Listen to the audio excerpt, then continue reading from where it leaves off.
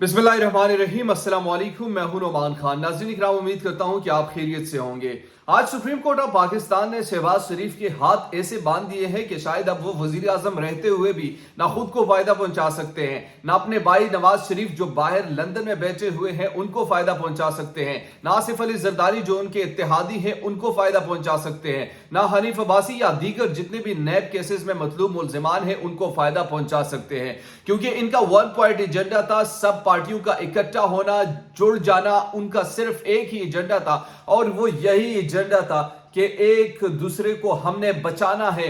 Corrupt निजाम के तहत हमने उन ऑफिसर्स के तबादले करने हैं जो हमारे केसेस की तफ्तीश करते हैं, ना सिर्फ तफ्तीश करते हैं बल्कि वो हमारे पोल खोल रहे थे और उन लोगों को वो तबादले करने थे, अपने आप को रिलीफ फराहम करना था। नैब और एफआईए जैसे इदारों को अपने मातहत करके हमेशा के लिए दफनबूज करना चाहते थे। अपने केसेस को हमेशा के लिए दफन करना इनके एजेंडे में एक शामिल था और तमाम इत्तेहादियों का इस बात पर भी इत्तेफाक था कि एक दूसरे के खिलाफ जितने भी करप्शन के केसेस बनाए गए थे उन सबको हम खत्म करके जाएंगे। तभी ये हुकूमत बनी थी और तब इनका ये एजेंडा वाज़ेह भी था कि हम नैब में कवानीन लेकर आएंगे, हम ये करेंगे, हम वो करेंगे। लेकिन सुप्रीम कोर्ट ऑफ पाकिस्तान ने अब ये तमाम चीजें दुरुस्त करने का फैसला भी कर लिया। एक तरफ इमरान खान जब पहले सुप्रीम कोर्ट ऑफ पाकिस्तान से गिला शिकवा किया करते थे कि क्या कोई इदारा रह गया है जो मेरे खिलाफ ना हो, उस वक्त की जो कैफियत थी,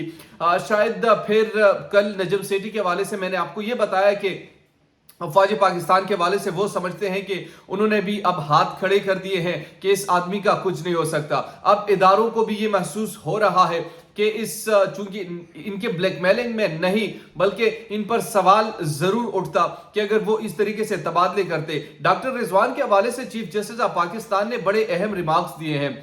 आज के केस की मुकम्मल तफसीलात मैं आपके सामने रखूंगा कि इस केस में चीफ जस्टिस ने क्या रिमार्क्स दिए। बुनियादी तौर पर इस केस को अज खुद नोटिस या सो मोटो लेने की वजह क्या थी और सुप्रीम कोर्ट की क्यों ये डर फील कर रही थी या ये महसूस कर रही थी कि इन ऑफिसर्स के तबादले करके ये अपने आप को फायदा पहुंचाएंगे। तो ये तमाम चीजें मैं आपके सामने रखने वाला हूं वन बाय वन। आपने मेरे साथ रहना है और अगर अभी तक आपने मेरे चैनल को सब्सक्राइब नहीं किया तो काइंडली मेरे चैनल को सब्सक्राइब कीजिए, बेल आइकन को प्रेस कीजिए ताकि नई आने वाली और लेटेस्ट अपडेट से आप बाखबर रहे।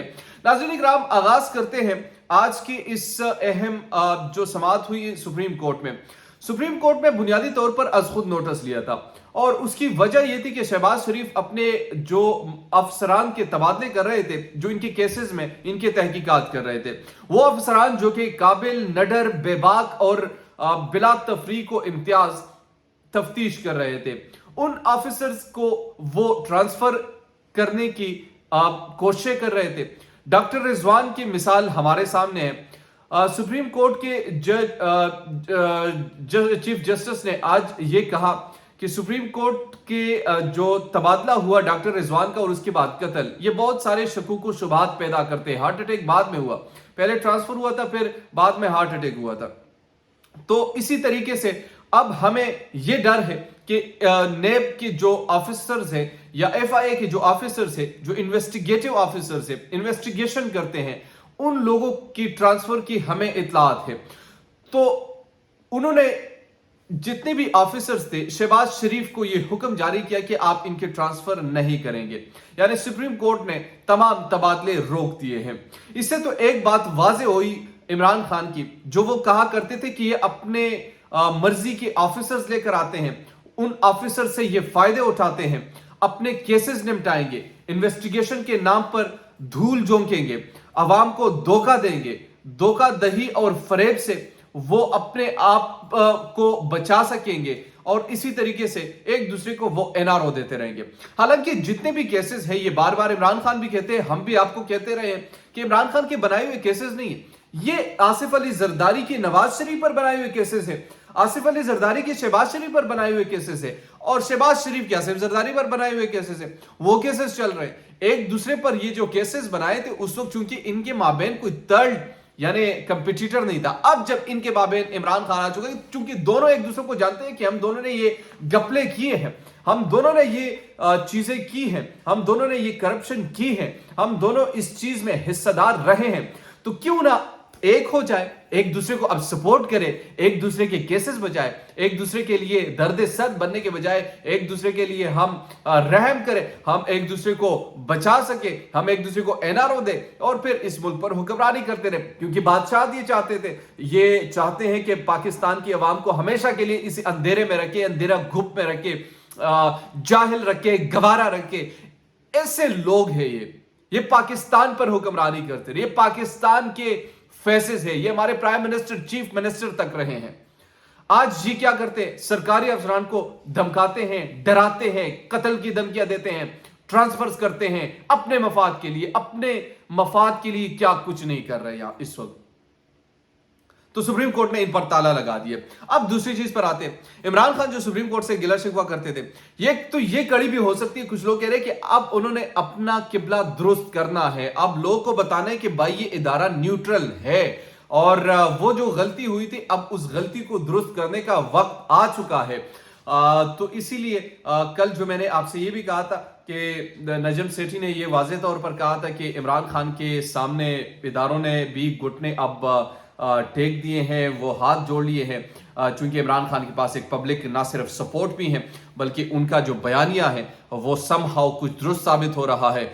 جس حکمت عملی کے ساتھ وہ کھیل رہے تھے وہ حکمت عملی کامیاب بھی ہو رہی تھی, جس حکمت عملی کو وہ اپنا رہے تھے وہ حکمت عملی اپنا بھی چکے ہیں, جس حکمت عملی کے ذریعے ان کو شکست دینا چاہتے تھے ان کو شکست بھی دے دی, اور جس حکمت عملی کے تحت وہ واپس آنا چاہتے وہ واپس بھی آ جائیں گے. اور یہ باتیں میں مفروضوں کی بنیاد پر نہیں کہہ رہا, میں گراؤنڈ ریالٹی کو دیکھ کر بتا رہا ہوں آپ سب کو. اور اس وقت کے جو حالات ہیں یقینی طور پر عمران خان کے حق میں تمام چیزیں جا رہی ہیں.